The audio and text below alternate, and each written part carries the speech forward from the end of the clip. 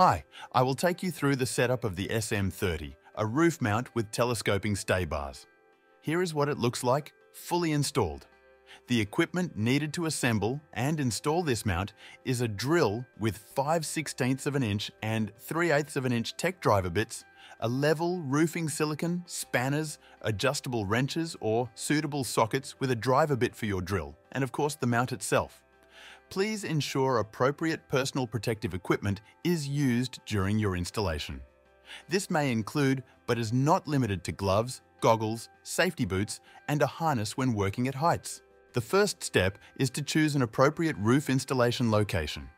This must be carefully inspected to ensure it is structurally sound and in good repair before installation.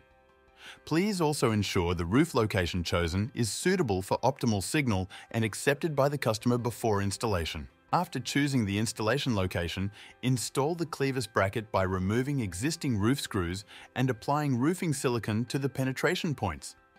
Penetrations should only be through the ridges of the roof sheeting. Seat the two cyclone washers and fasten down the clevis bracket using the two Type 17 65mm tech screws. Now install the two duo cleats. Make sure to install them where the stay bars are not extended beyond their maximum install length of 2.7 meters and with a minimum 70-degree angle between the two stay bars. Remove existing roof screws, apply roofing silicone to the penetration points, seat the two rubber washers and fasten down the duo cleat bracket using the two Type 17 65mm tech screws. Repeat for the second duo cleat. Take the thinner end of the two stay bars and, using a suitable tool like an adjustable wrench, carefully bend the two flattened ends to an appropriate angle for the roof pitch you are installing. Repeat for the other end as well, so the top of the stay bar will fit flush against the mast when connected. Remove the nut from the top of the duo cleat, seat the thinner end of the stay bar over the bolt head and loosely thread the nut back on, leaving it so the stay bar is free enough to lay down on the roof surface without leveraging the duo cleat.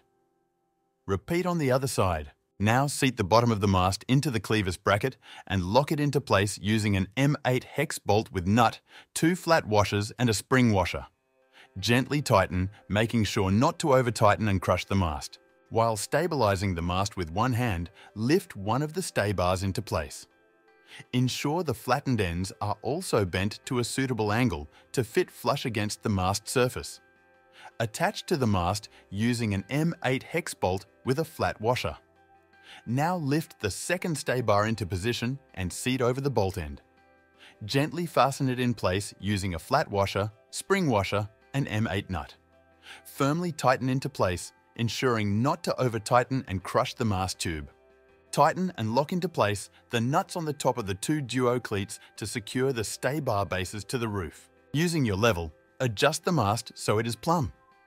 With the mast held in this position, drill the self-tapping tech screws into the overlapped section of the two stay bars using the pre-drilled points as pilot holes. There are two fastening points on each stay bar. Please note that the mount can have the stay bars installed at a 90-degree angle if required. There is an additional pre-drilled bolt hole in the mast and an extra M8 bolt with washers and nut for this installation method. Here is how the mount looks when installed with the stay bars at 90 degrees.